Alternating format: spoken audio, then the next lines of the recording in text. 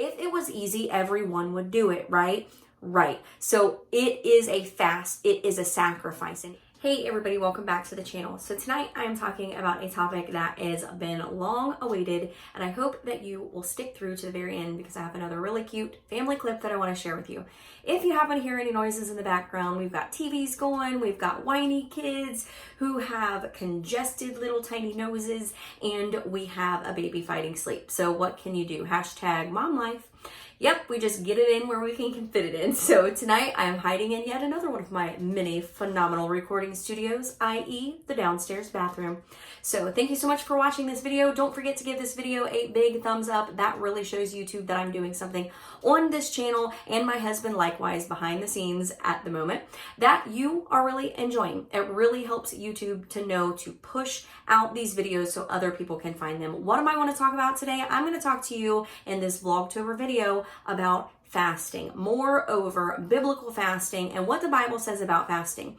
Do Christians still need to fast, or is that like an Old Testament thing that's not even relevant anymore? If you want to know the answer to those questions and many more things, stay through the very end of this video. Comment the word below, fast. Let me know that you stopped by.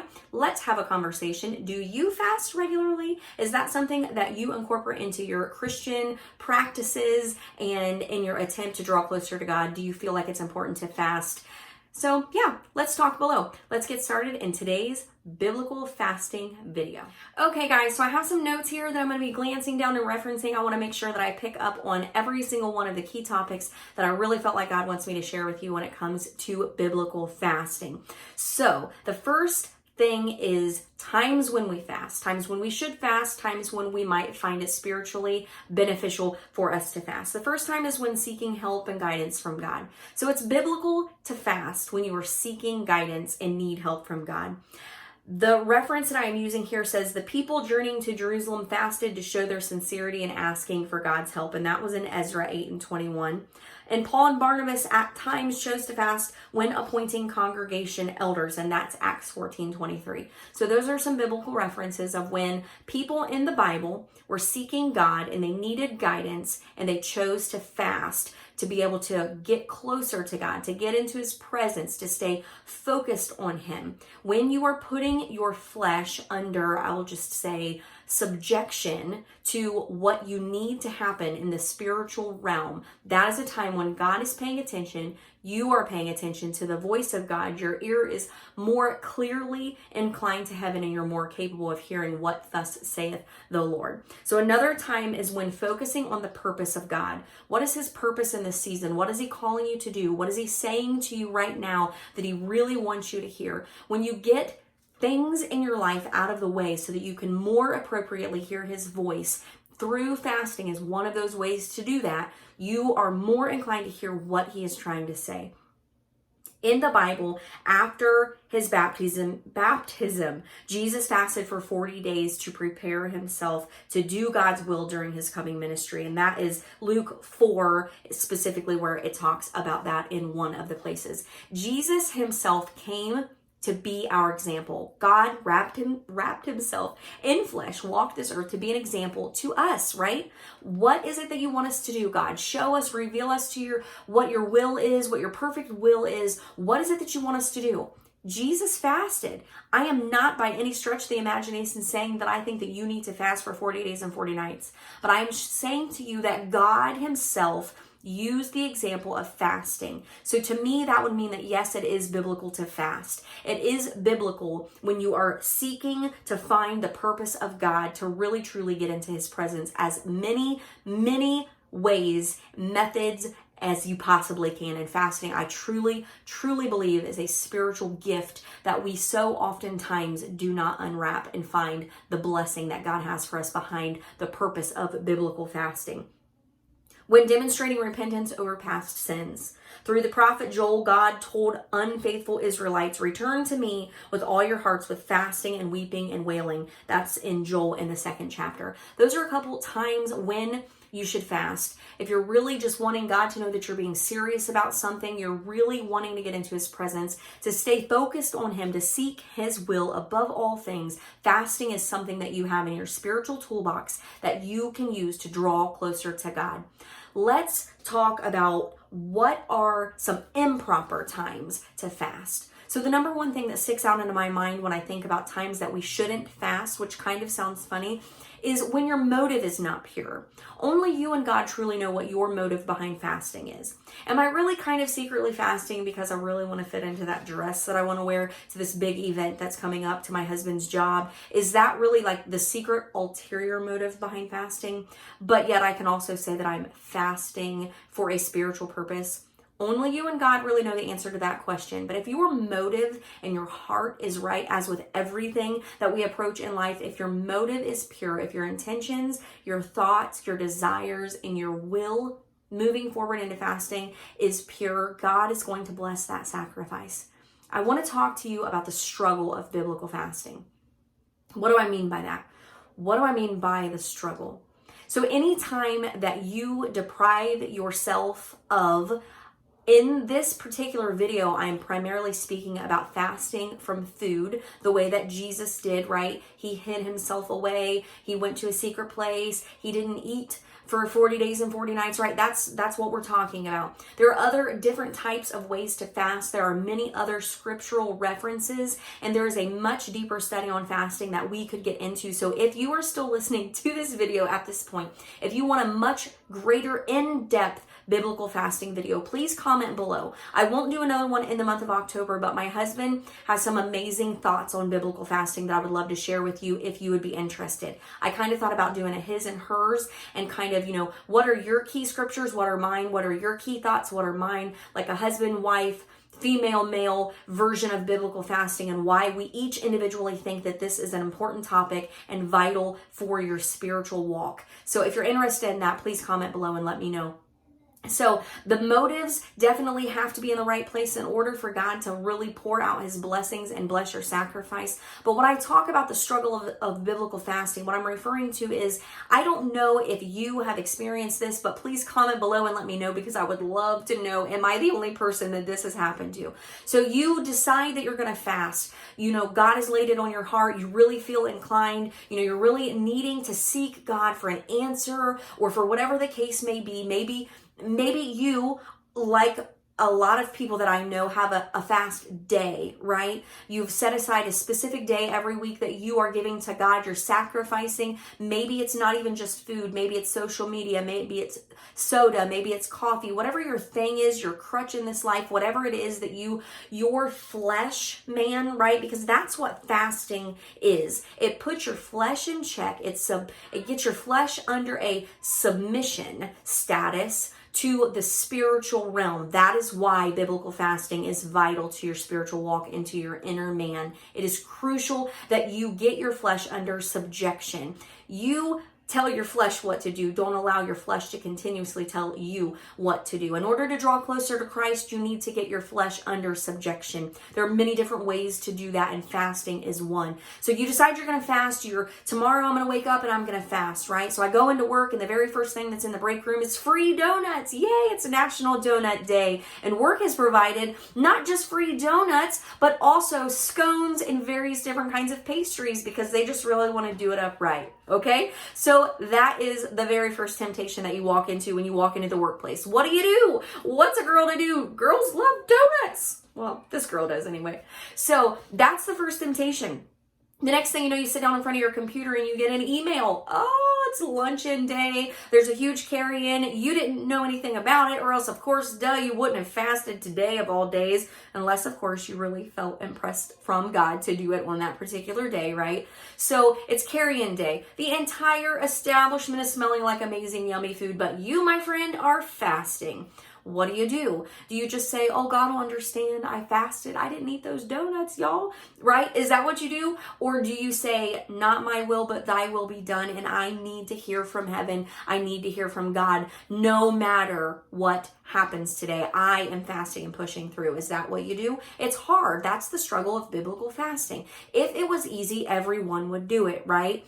Right. So it is a fast, it is a sacrifice. And if you push through, and if you are faithful to your fast, and you don't break it just because you smell the good food, you don't break it just because the food is free, you don't break it just because someone is giving you something and inviting you or what have you during your fast day, you push through and you're faithful to the commitment that you feel that God wanted you to make to begin with.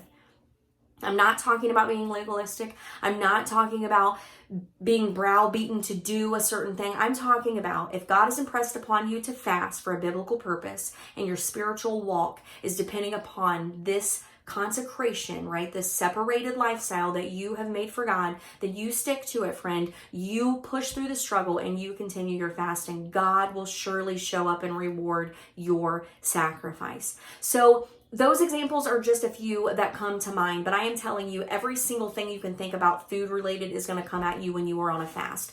What I want to share with you next is the importance of fasting. So we talked about some of the times that you can fast. We talked about some of the things that will come against you when you do decide to fast. The importance of fasting, other than just getting your flesh in under submission, is this. I talked about it once already, but Jesus is our example. If you want to be a Christian,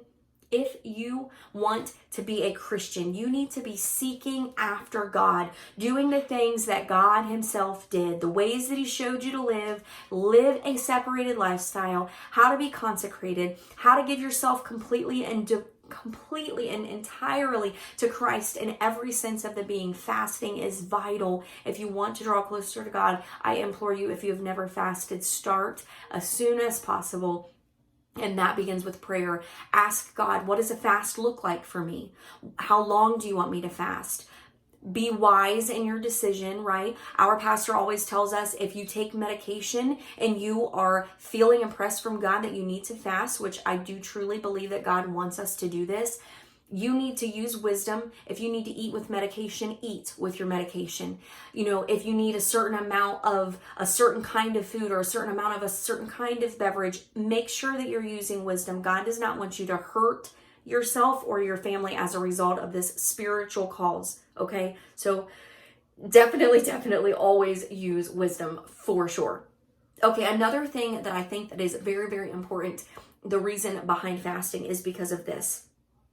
In Matthew 6:17, for all of the people out there who believe that fasting is Old Testament, Matthew is New Testament, okay? Jesus teaching the disciples, all the words are read, okay, in Matthew 6, if you're reading, and he's teaching them this and he's teaching them that. One of the things he says to them in 6:17 says, but thou, or when thou fastest, anoint thine head and wash thy face. Okay, so when you fast, Jesus doesn't say, but listen up, y'all. If you decide that maybe you feel like fasting, this is what you should do, ... That is not what it says. It says, when thou fastest. That is putting a time frame, right? That is setting the precedence that time is of the essence. Time matters. When, what time, when will you, what day, what month, how long will you? These are things that you need to go to prayer about. I'm not going to tell you how often you should fast. I'm not going to tell you what you need to give up. I'm not going to tell you some place, chapter, and verse where Jesus says, give up food for a period of time. And then, no, that's not what I'm saying to you. I'm saying get into your prayer closet. Talk to God. Talk to the Lord. Ask him, what is it that you want me to do? Maybe food is not something you can give up. Maybe you're a brutal diabetic. Maybe you have kidney disease, heart disease. Maybe you have medical conditions that prevent you from being able to do that. I'm going to guarantee you that there are other forms of fasting that you can do that God will honor and reward those sacrifices just as much as if you were not eating food. And I'm going to say that because I have personally experienced this very thing. I have definitely fasted social media before, and I have seen God show up and show out in situations in my life. And as a matter of fact, there may be a period of time that comes up when I fast YouTube. And I just need you to understand that and to know that I am moving forward and following after the Spirit of God, and I want to draw closer to him so that I can continue to pour into this ministry and into your lives, because I truly believe in you guys.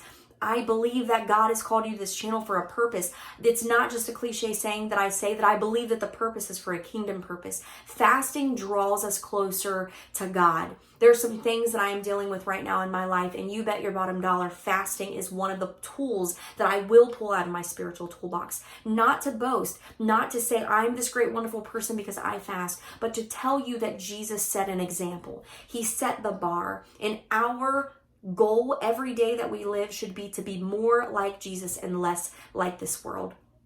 If you want to know more things about biblical fasting, if I didn't touch on a topic deep enough, if you want to know more scriptural references, I truly am having some issues speaking tonight. I apologize. I am not going to edit this video, y'all. This is me. This is what you get. What you see is what you get. Okay, so if any of that stuff sounds like it would be interesting to you, comment below and let me know. I know my husband is definitely very interested in sharing some amazing fasting tips and tricks and thoughts and scriptures for you guys. I would love to do a his and hers video. If you're interested, comment below and let me know. I've also placed a link in the description box under today's video so you can get caught up on the Vlogtober series and enter the giveaway, because the end of that giveaway is coming up very soon. It's a journal. It's some top secret throw-ins on that. It's a $25 Visa gift card. It's gel pens. It's all things amazing. And if you're not a woman and none of that sounds interesting to you, friends, I'm sure your wife, your sister, your mom, your cousin, your aunt, or your neighbor would definitely love to have it as a Christmas gift. You can't beat money, right? You can't beat it with a stick. All right, y'all. Thanks so much for watching today's video. I hope that this video will encourage you to get into your prayer closet. Talk to Jesus. What is it that he wants you to do? When does he want you to fast? How long? What is that going to look like for you? Write it out in your journal. Comment the word fast below. I would love to know that you watched this video through to the end. I hope you enjoyed this cute little clip that I have included, and I will see you in tomorrow night's video. Oh, P.S. by the way, every single suggestion that you guys are giving me about video topics, I am definitely going to make those videos. I may not have enough days left in the month of October to include them in the Vlogtober series, but don't hesitate to let me know what you want to see on this channel, because my goal is to pour into you what God truly wants you to hear. And I believe that if you have a need, he will meet it. And I would love to be a factor in that process. Thanks so much for watching. I will see you in tomorrow night's video. Can you see the hat? You like the hat? Say, look guys, check it out. It's pretty nice. No. Don't take my hat. Oh, no, you're sad. You want to wear it? Hold on. Wait. You want to wear it? You want to wear it? Okay. Carson, hold the phone. Right there. Tell him, say. See, it says Cross Life. It's got 3 crosses. Tell him, check out the back. Say, oh, look. It's so pretty. It's so pretty, so pretty. You want to wear it? Here we go. Susie can wear it. It's so nice. Oh, it's so nice. Gonna wear it? You gonna wear it? Look, ready? Ta-da! I love it. It's so nice. Want mommy to wear it? Ooh, mama. Ooh, mama. No, please, not so much. All right. It's so nice. So pretty. Oh, yeah, good job. You missed. Put it on. Ta-da. You look very nice in that hat. Oh, so nice, Gigi. Oh, well, yeah, that's so nice. Oh, so nice. Is that Daddy's? Daddy's hat? Huh?